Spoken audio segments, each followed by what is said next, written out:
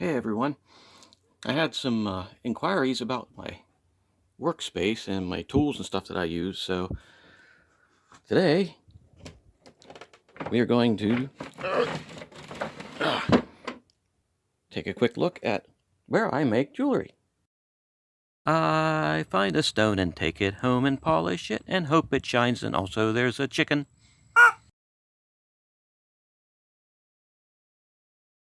Okay, let me get this light turned on here. Place is a little bit messy, but that's sort of, it's worked in, it's not messy. So here is my jeweler's bench. Yes, it's homemade. It was a roll-top desk that I had got from a friend. And up here I have some of the necessities, like pop figures and speakers, and these two. Oh yeah. And I have some other stuff up here. And of course I have a entertainment center and 2 speakers. I'm not sure, is this thing even... Oh yep, fully charged. Hey, you gotta have music sometimes. And also it's nice I can bring this down here and put it if I need to watch a tutorial on how to do something. But this is basically my work area. And okay, what am I going to say? Well, wax. I got 2 kinds of wax here, beeswax and I think a little tea candle. And a bamboo skewer. You always need a bamboo skewer for something, you know. And of course a torch. You gotta have a torch. And these guys are wonderful. I mean, this whole doping set, I mean, this is a Harbor Freight product. And hey, I've had no trouble with it whatsoever. Okay, let me see, off to the side here. Off to the side I have my files. Most of my files are here. Well, no, not most of them. Some of them are here. And then the tools I use are stuck into these little spaces. And then the files, big files. And it works really well because I can just grab it. Of course, I'm holding the phone with my right hand now, but here, I just reach down and bing, there it is. And if you might notice that, like, my pliers are not typical jeweler's pliers. These are regular old pointy nose pliers that I modified. I modified them to be, you know, the ring bending pliers, and you know, they work. You know, all I have to do is grind the teeth off of them, file them off, etc., etc. You know, and these aren't your super expensive jewelry files. They're actually Harbor Freight files, but they work. They work for what I need them to do.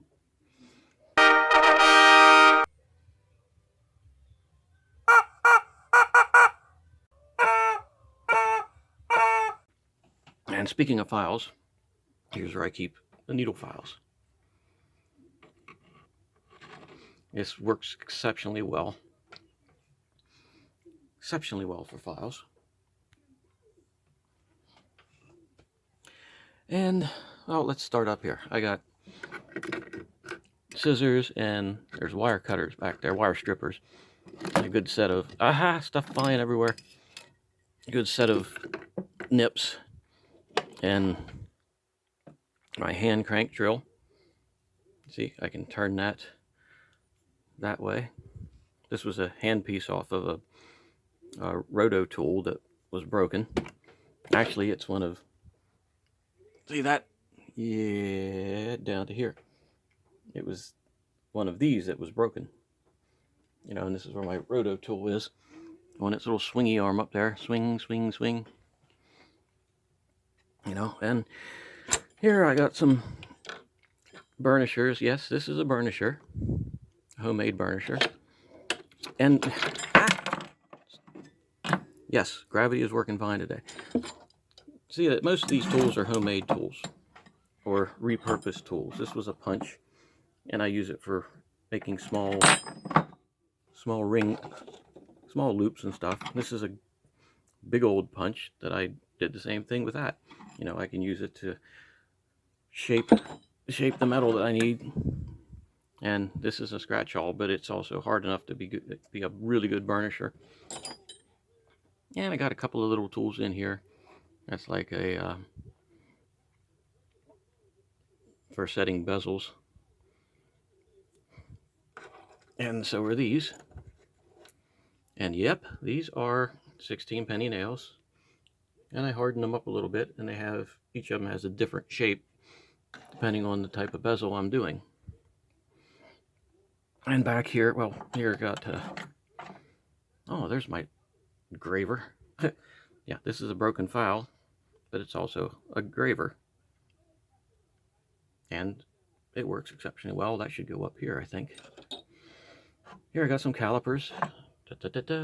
This is for this baby down here. Put that right on there. And like I said, most of my tools are homemade. Here's some calipers and a dental pick of the dental pick of Destiny's sister right there. And brushes, soldering block, and over here are all kinds of tweezers, tweezy. And we'll get to this here in a second. Here I have a pickle pot, which I hardly ever use because I started using this. And what is this, you may ask? Well, I can put my acid pickle in here. I use citric acid a lot, or lemon juice. Put that in there and then heat this up underneath with the torch. And that really works exceptionally well for cleaning off, I mean, anything. You know, you throw that in there, ping, with your acid, hit it with the torch for a second, it boils, and it cleans it off darn near immediately. And since I don't do a whole lot of jewelry at one time, I might not work on this bench for a week. So keeping a pickle in there, in the pickle pot, is sort of it doesn't work. It doesn't work for me, because by the time I get back here, it's evaporated, and I have to mix it up fresh again. So this works out better for me right now. Right now. That could change. And here, just for my borax, you know, and that's just a little bottom of a pot, terracotta pot, and I made this to crush the borax. And you know, I don't have a borax cone because I couldn't afford it. And you know, I squirt some water in there with this, and I have some more borax in the shaker in case I need to put any more in, and I can't even open the darn thing. See? Ta-da! And these are just like odds and ends that I use. Odds and ends of pieces. This is actually clean water for cleaning it off, and back here is my third hand. And these are these are pumice stones. They're for cleaning your feet. But they work really well for soldering. I mean, I have this, and sometimes I use it in conjunction with these. But I found out that lava rocks work, or pumice, works really well to solder on. And here, this is going to be a ring holder. I started working on it. I'm going to continue to grind these teeth off of here.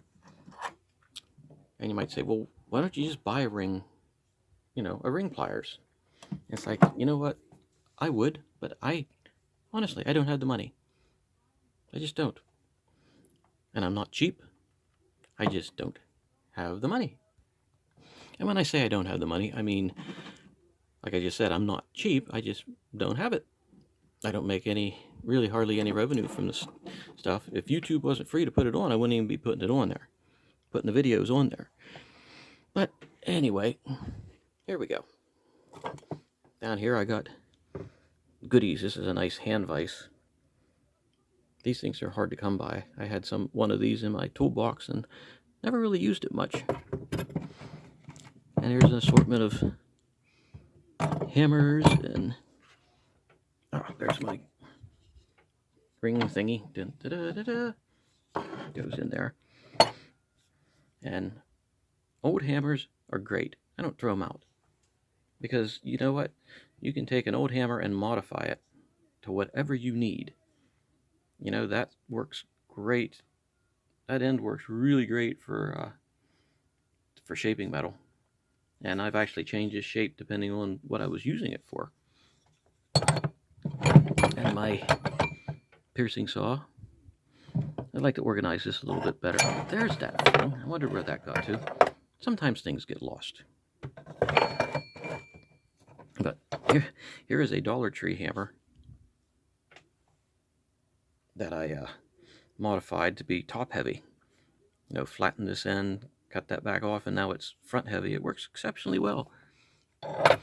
This little guy, you know, I made this for one specific project I was making because I needed something that wasn't very strong but had enough integrity to it to shape without bending without, you know, buggering up the metal. And like I said, there's some assorted hammers in there. My big rubber mallets in the back. Oh, there's some pieces, parts. And here, you know, this is my bench peg. As if you'd seen before, I made this so I could turn it different directions. And I also have different ones for different things depending on what I'm cutting.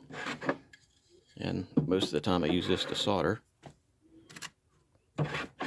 And here's another one for fine cutting.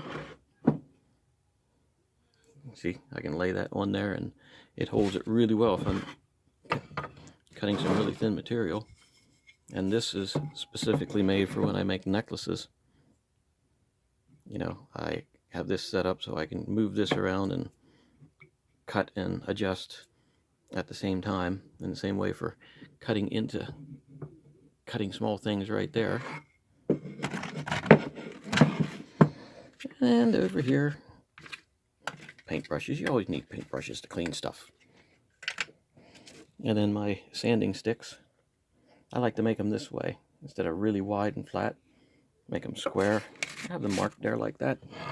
Let's get some of this back. My bench peg in there.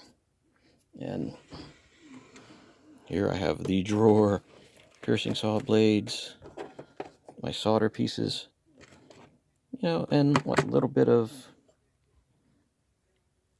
Dremel bits that I have. I need to get more of those. Once I sell some pieces of jewelry, I'm going to put that money into getting different bits. And here's Jeweler's Rouge and buffing compound and whatnot. And all basically this little rotary tool parts are in here. And over here I have keep some silver wire and extra pieces parts, and that should not be over there. Well, I know where it's at least. You know, patterns and actually my silver wire. I have to buy silver wire because I don't have a rolling mill yet. And I don't even have real pliers yet. But like I was saying, I like to make tools. To be honest, making something is more fun to me than having the thing finished, because once you've finished making it, the fun's sort of gone.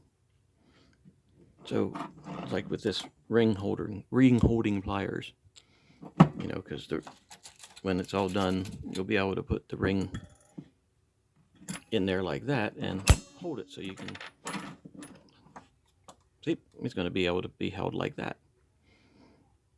And I can see people are cringing like, oh my gosh, why is he doing that with a pair of vice grips? And I'm like, well, there's a reason for that. And if I had both hands free, I could show you. Well, here, hold on a sec. Yeah, I got that set up.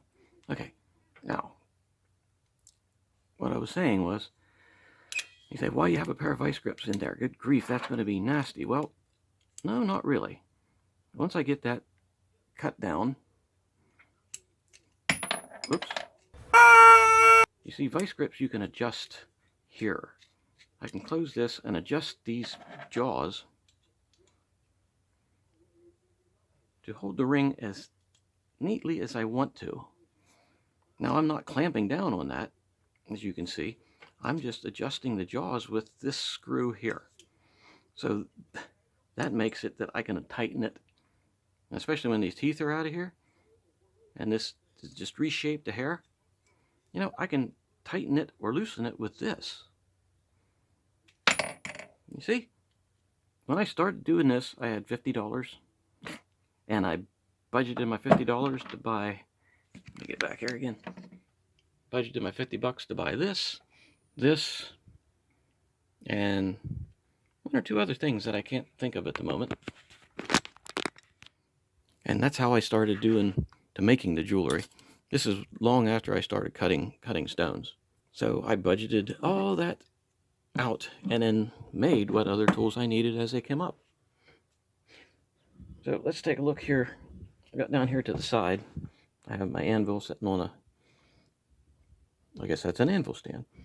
And here, I got holes drilled in here so that I could take any of these and put them in there and use them however I need to use them. And I'm going to put a few in the side here so that I can, put these in to beat on things in a different way. But this comes in handy because I have all these that I can fit in here, and I can put my work on that and shape the little buggers however I need to. And over here, well, there's the bigger torch and omnivisors, and here's my vise, and I can take this and move it. Oh, let me get a better picture. I can take this and move it wherever I need to move it to. And polishing string, see? And this vise, man, this thing was destroyed when I found it. I took it completely apart and took all the rust off of it and refurbished this baby. And it works very nice for me. I have different jaws that I can stick in, depending on what I'm doing. And what's around the corner? Oh yeah, around the corner there's my big old, let me see if I can get that out for you.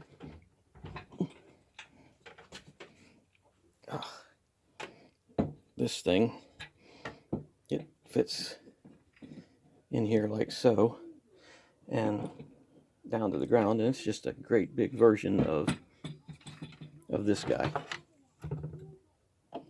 So if you see what I'm talking about there, this guy is really nice, and I can hold that with my feet down there and keep it in place, and I get a lot of control. So there is the quick rundown of what is my work area for making jewelry. So, and thanks for spending some time with me, and have a good evening.